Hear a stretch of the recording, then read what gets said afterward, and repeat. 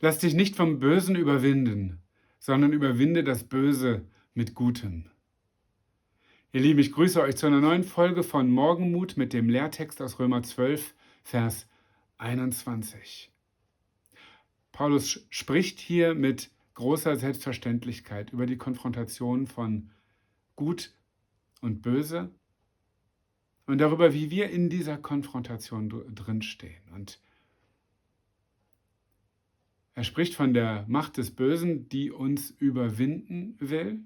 Ja, wir sollen uns dem entgegenstellen. Und wie sollen wir das tun? Das ist interessant.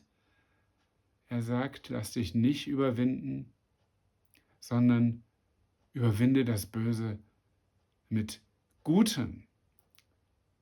Ich glaube, was da mitschwingt, ist, wenn du versuchst, das Böse mit Bösem zu überwinden, dann überwindest du es eben nicht, sondern dann wirst du überwunden, dann wirst du ein Teil davon.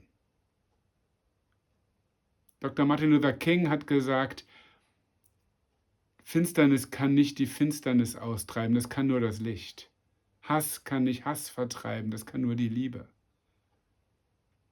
Wenn ich die Methoden des Bösen übernehme, um es zu besiegen, dann gewinnt es. Ja, ich will mich rächen, ich will dem anderen mit gleicher Münze heimzahlen, dann wird eben diese Verhaltensweise gerade nicht sanktioniert, abgeschafft, sondern normalisiert. Diese Währung, diese gleiche Münze wird die Standardwährung, nur es ist dann jemand anders oben. Dann bin ich vielleicht derjenige, der es einsetzt und nicht mehr der andere. Aber ja, in dieser Konfrontation das Böse siegt. Und Jesus ist der uns den Weg vorangeht, das Böse mit Gutem zu überwinden. Übrigens nicht in einer Weise, die nur passiv ist, die nur sich immer nur alles gefallen lässt. Jesus kann sehr konfrontativ sein, Jesus kann sehr klar sein, aber er lässt nicht dem Hass Raum in seinem Herzen. Und ja, die Bibel spricht auch davon, auch der Paulus spricht davon, dass es auch Polizei braucht, dass es das Schwert braucht zu seiner Zeit, auch ein Gewaltmonopol beim Staat, dass da auch Böses eingeschränkt werden muss. Aber das ist nicht der Weg, letztlich das Böse zu überwinden, sondern das geschieht da, wo Liebe siegt, wo das Licht die Finsternis überwindet.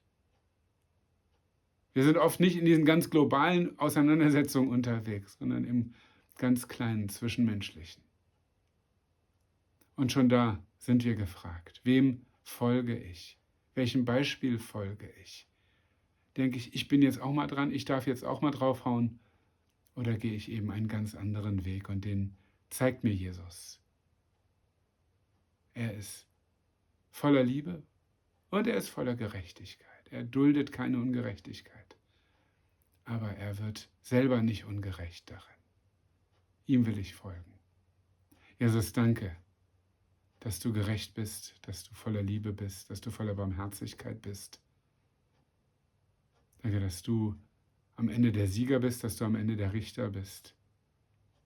Und danke, dass ich frei bin von dem Zwang, selbst immer Gerechtigkeit herzustellen, dass ich frei bin von dem Zwang, mich zu rächen, weil ich weiß, dass du Gerechtigkeit herstellst. Ich will dir folgen und Bote deines Lichts sein, Bote deiner Liebe sein. Dazu segne du mich, Herr. Amen.